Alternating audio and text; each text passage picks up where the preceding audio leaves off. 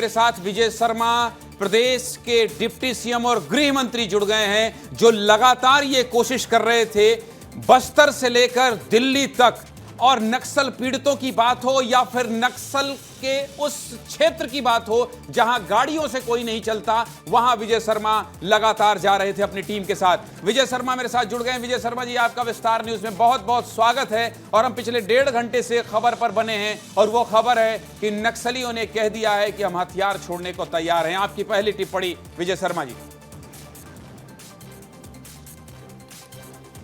वो पत्र मैंने देखा है, एक बार उस पत्र के सत्यता की परीक्षण की आवश्यकता है, और अगर इसमें सत्यता है तो फिर हम लोग आपस में निर्णय करेंगे कि करना क्या है। माननीय केंद्रीय गृह मंत्री जी ने बड़ी स्पष्टता के साथ यह निर्धारित किया कि मार्च 2026 तक सशस्त्र नक्सलिज्म समाप्त होना चाहिए। छत्तीसगढ़ ही नहीं अपितु पूरे देश से समाप्त होना चाहिए। माननीय विष्णुदेव साय जी ने बड़ा मार्गदर्शन सबका किया है। अब इस बीच जवानों के शौर्य, जवानों के भुजाओं की ताकत के आधार पर जो परिणाम स्थितियां अभी नई निर्मित हो रही हैं, उसको किस तरीके से डील करना है, इस पर हम लोग चर्चा करेंगे। तौर पर और गृह मंत्री जी, मैं इसलिए भी आपसे थोड़ा वक्त और चाहूंगा क्योंकि इससे पहले मैं बहुत डंके की चोट में इस बात को कहता हूं कि जब सरकार का इकबाल बुलंद दिखाई दे, और जब इतिहास में दर्ज होने वाली कहानी रची जाए, और जब देश के गृह मंत्री देश के सर्वोच्च सदन में खड़े होकर यह कहें कि 2026 मार्च में नक्सलवाद के खात्मे की गारंटी हो, आप लोगों की लगातार तैयारी, सभी प्रदेशों के डीजीपी, बड़े उच्चाधिकारियों के साथ बैठक, और आज क्योंकि मैंने 15 साल से नक्सलवाद को कवर किया है, देखा है, उस तकलीफ को देखा है जिन लोगों को लेकर आप गृह मंत्री अमित शाह से मिलवाने के लिए गए थे। लेकिन आज जब यह खबर आई है, ठीक है, सरकार अपनी तैयारी कर रही है, इस पत्र की जांच कर रही है, लेकिन यह नक्सलवाद के इतिहास में कितना बड़ा पत्र होगा अगर इसकी पुष्टि हो जाती है विजय शर्मा जी, और आगे आप लोग किस तरह से बस्तर को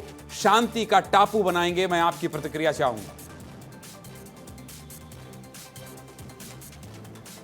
नक्सलवाद के इतिहास में सच में आप बड़े लंबे समय से कवरेज कर ही रहे हैं, और आपने भी बड़े साहस के साथ बहुत अंदर के क्षेत्रों में जाकर के कवरेज इस पर किया हुआ है।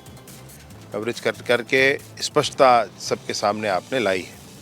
इस पत्र के संदर्भ में मैं आपसे 2 बातें कहना चाहूँगा कि फ़ोटो होना, ईमेल आईडी होना, शब्दावली के संदर्भ में कुछ बातें ऐसी दिखती हैं कि एक बार प्रथम दृष्टया ही समझ में आता है कि एक बार इसका परीक्षण किया जाए।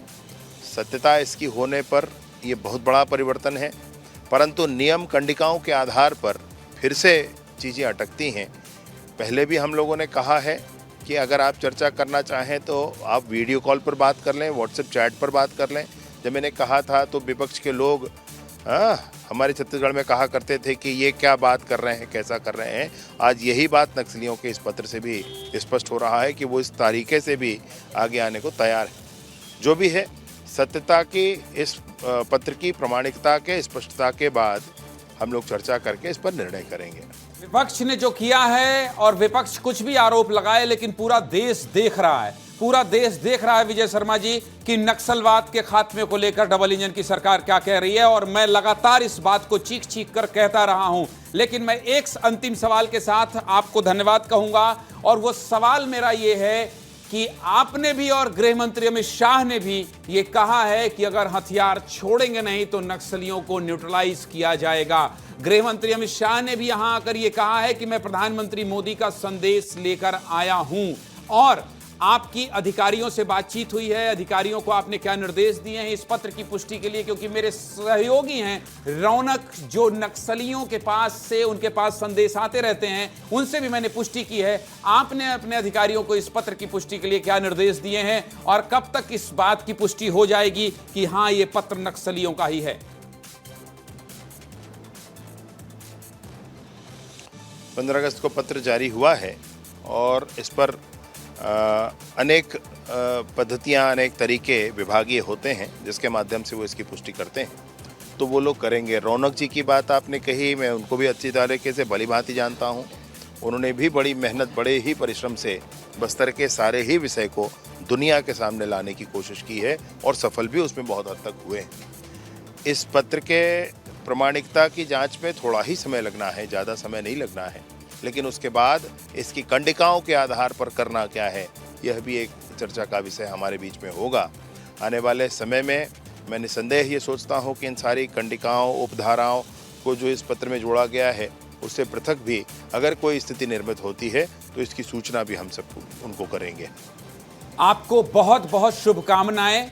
अगर ये नक्सलियों का पत्र सही साबित होता है, उस पर भी प्रयास हुआ, उस पर भी वायरल हुआ, उस पर भी आपके प्रयासों के लिए आपकी सरकार, केंद्र की सरकार, राज्य की सरकार के प्रयासों के लिए भी मैं आपको शुभकामनाएं देता हूं।